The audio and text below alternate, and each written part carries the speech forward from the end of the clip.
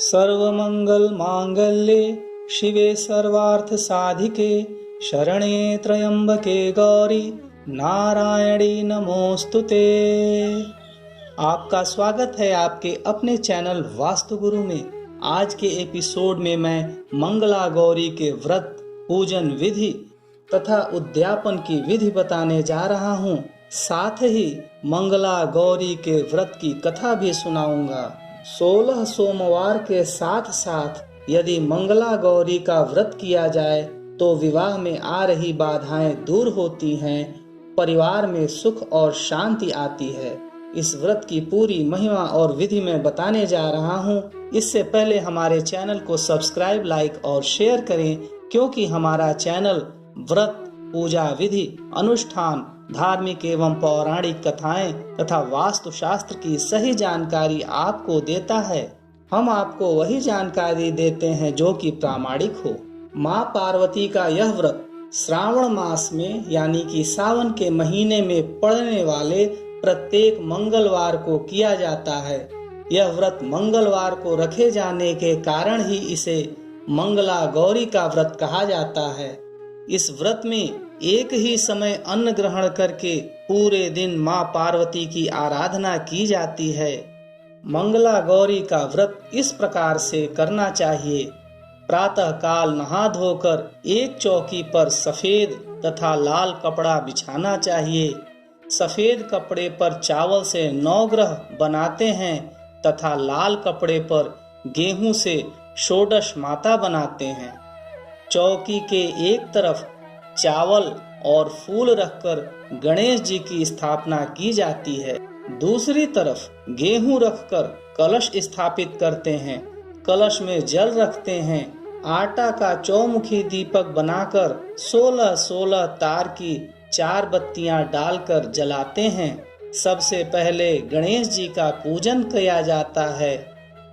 पूजन करके जल, रोली, मौली, चंदन, सिंदूर, सुपारी, लौंग, पान, चावल, फूल, इलायची, बेलपत्र, मेवा और दक्षिणा चढ़ाया जाता है। इसके बाद कलश का पूजन भी गणेश पूजन की तरह से किया जाता है। फिर नवग्रह तथा षोडश माता का पूजा करके सारा चढ़ावा ब्राह्मण को देते हैं। इसके बाद मिट्टी की मंगला गौरी बनाकर उन्हें जल, दूध, दही आदि से स्नान करवाकर, वस्त्र पहनाकर, रोली, चंदन, सिंदूर, मेहंदी और काजल लगाते हैं। 16-16 मेवा, सुपारी, लौंग, मेहंदी, शीशा, कंघी और चूड़ियां चढ़ाते हैं। यदि मेरे बताए गए संकल्प को करके मंगला गौरी का व्रत 5 वर्षों तक किया जाए तो अवश्य ही परिवार में सुख और शांति आती है तथा विवाह संबंधी बाधाएं दूर होती हैं। संकल्प का मंत्र इस प्रकार से है। मम पुत्रा पौत्रा सौभाग्य वृद्धये श्री मंगला गौरी प्रीत्यर्थम 5 वर्षं पर्यंतम मंगला गौरी व्रतमहं करिष्ये। इस संकल्प को लेकर के 5 वर्षों तक इसका व्रत करें। अब आइए मंगला गौरी के व्रत की कथा को सुनते हैं। पुराने समय में एक धर्मपाल नाम का सेठ था। उसके पास धन धान्य की कमी नहीं थी, लेकिन उसका वंश बढ़ाने के लिए उसके कोई संतान न थी। इस वजह से सेठ और उसकी पत्नी काफी दुखी रहते थे, जिसके चलते सेठ ने कई जप, तप, ध्यान और अनुष्ठान किए, जिससे देवी प्रसन्न हुई। देवी ने सेठ से मनचाहा वर मांगने को कहा। तब सेठ ने कहा कि माँ, मैं सर्व सुखी और धन धान्य से समर्थ हूँ, परंतु मैं संतान सुख से वंचित हूँ। मैं आपसे वंश चलाने के लिए एक पुत्र का वरदान मांगता हूँ। देवी ने कहा, सेठ, तुमने यह बहुत दुर्लभ वरदान मांगा है, पर तुम्हारे तप से प्रसन्न होकर मैं तुम्हें वरदान दे देती हूँ, लेकिन तुम्हारा पुत्र केवल 16 साल तक ही जीवित रहेगा। यह बात सुनकर सेठ और सेठानी काफी दुखी हुए। लेकिन उन्होंने वरदान स्वीकार कर लिया। देवी के वरदान से सेठानी गर्भवती हुई और उन्होंने एक पुत्र को जन्म दिया। सेठ ने अपने पुत्र का नामकरण संस्कार किया और उसका नाम चिरायु रखा। समय बीतता गया और सेठ सेठानी को पुत्र की मृत्यु की चिंता सताने लगी। तब किसी विद्वान ने सेठ से कहा कि यदि वह अपने पुत्र का विवाह ऐसी कन्या से करा दे जो मंगला गौरी का व्रत रखती हो, कन्या के व्रत के फलस्वरूप उसके वर को दीर्घायु प्राप्त होगी। सेठ ने विद्वान की बात मानकर अपने पुत्र का विवाह ऐसी कन्या से ही किया जो मंगला गौरी का विधि पूर्वक व्रत रखती थी। इसके परिणाम स्वरूप चिरायु का अकाल मृत्यु दोष स्वतः ही समाप्त हो गया और सेठ का पुत्र नाम के अनुसार चिरायु हो उठा।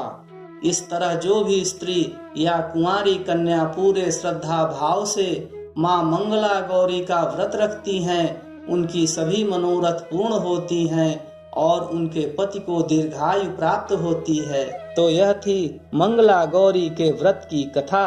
आइए मंगला गौरी के व्रत की कथा के पश्चात हम इसके व्रत के उद्यापन की विधि को भी जानते हैं। सावन महीने के मंगलवार को व्रत करने के बाद इसका उद्यापन करना चाहिए।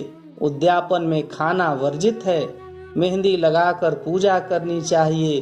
पूजा 4 ब्राह्मणों से करानी चाहिए। एक चौकी के 4 कोनों पर केले के 4 पत्ता लगाकर मंडप पर एक ओढ़नी बांधनी चाहिए। कलश पर कटोरी रखकर उसमें मंगला गौरी की स्थापना करनी चाहिए। हवन के उपरांत कथा सुनकर आरती करनी चाहिए। इसके बाद ब्राह्मणों और घर के बड़े बुजुर्गों का पूरा सम्मान करना चाहिए। हो सके तो वस्त्र के साथ सम्मान करें। अगले दिन 16 ब्राह्मणों को जोड़े सहित भोजन कराकर वस्त्र आदि का दान करें। सुहाग पिटारी में सुहाग का सामान और साड़ी भी हो सके तो दान करें। इतना सब करने के बाद स्वयं भोजन करना चाहिए। आप परम सौभाग्यशाली हैं कि मां मंगला गौरी के व्रत की कथा आपने सुनी और साथ में पूजा विधि एवं उद्यापन विधि को भी आपने सुना। आपको हमारा ये एपिसोड कैसा लगा कमेंट बॉक्स में अवश्य कमेंट लिखिए। यदि आप वास्तुशास्त्र से संबंधित कोई भी प्रश्न पूछना चाहते हैं तो स्क्रीन पर दिखाए गए व्हाट्सएप नंबर पर आप अपनी शंका का समाधान कर सकते हैं। मिलते हैं अगले एपिसोड में नई व्रत कथा के साथ। देखते रहिए आपका अपना चैनल वास्तु गुरु। सर्वमंगल मांगल्ये शिवे सर्वार्थ साधिके शरणे त्र्यंबके गौरी नारायणी नमोस्तुते।